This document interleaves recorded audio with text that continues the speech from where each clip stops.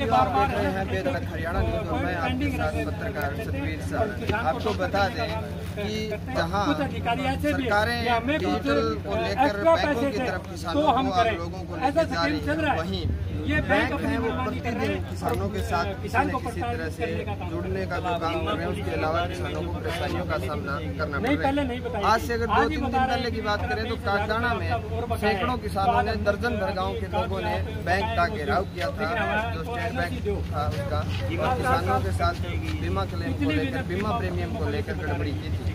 आज फिर डिंग मंडी की बात करें तो यहाँ क्षेत्र के किसान हैं वो बैंक के आगे धरने पर बैठे हैं और यहाँ पर किसान हमारे साथ जुड़ेंगे। उनकी क्या समस्याएं हैं, क्यों यहाँ बैठे हैं, क्या बातचीत अधिकारियों की बैंक वालों की हुई है, उस पर भी हम आपसे चर्चाएं करेंगे।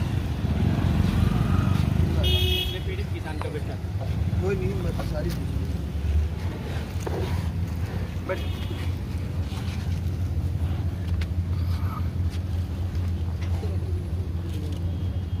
क्या नाम? विनोद कुमार। क्या मामला है? एक नोटिस लेना है यहाँ से। कितने दिन हो गए पैसे? 21 तारीख को मिले, 22 तारीख को पेमेंट यहाँ पे चेक क्लियर हो चुका है। अच्छा, क्या कर रहे हो?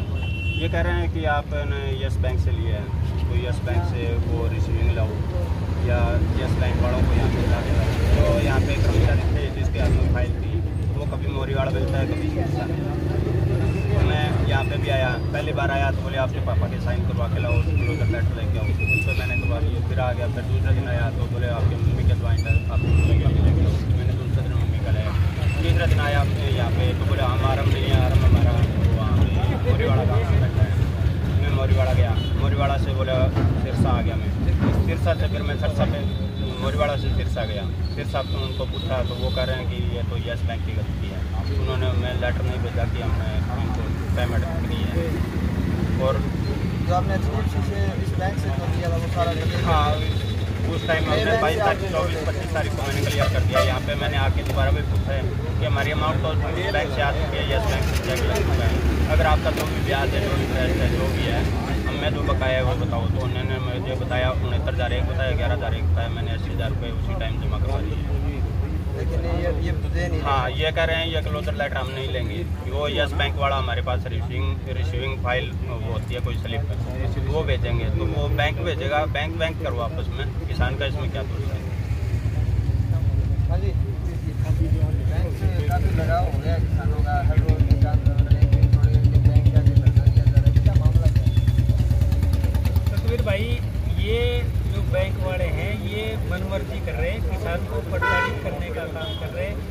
इनका जो बेलगाम के घोड़े हो चुके हैं, ये इनको लगाम डालने के लिए हमें मजबूरन इनके सामने दरी बिछानी पड़ रही है, क्योंकि आज किसान की हालात वक्त से बेहतर हो गई है और किसान ये अपने आप को बादशाह समझने लगे। तो इसी को लेकर के हमें बैंक का घेराव करना पड़ेगा। क्या मामला है? ये मामला यही है, किसान से आपने बात की, ये बार बार ये पेंडिंग पड़ा है आपका, आप फलाने का आज लेके आओ, दूसरे दिन तीसरे का, एक साथ ये जो प्रोसेस बैंक का होता है वो एक साथ कभी नहीं बताते।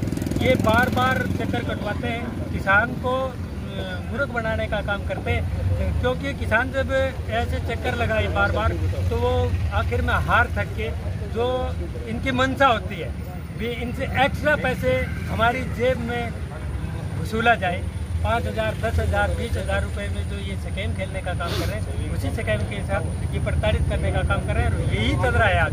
जब इन्होंने बैंक से कर्जा दिया 2016 से ये कस्टमर है, और 2016 के बाद जब इनकी गुड़िया थी वो आज विदेश में बैठी है, पैसों की सख्त ज़रूरत है, इनको बैंक को लोन बढ़ाने की बात की तो इन्होंने साफ इनकार से कर दिया। जब दूसरे बैंक के पास गए तो उन्होंने हाँ कर दिया। अब बैंक का इशू है, लेकिन इन्होंने तो जो लिया था वो बैंक को दे दिया, फिर बैंक वाले इनको एनएससी क्यों मना कर रहे हैं? ये कह रहे हैं कि हमारे हाथ में आपने पैसे नहीं दिए। अरे जब इन्होंने डीडी दूसरे बैंक ने जो इन्होंने लोन किया वो डीडी आपके पास आई, डीडी आपने पास कर दी और आज प्रताड़ित करने का काम किसान को कर रहे हो। किसान का क्या दोष है?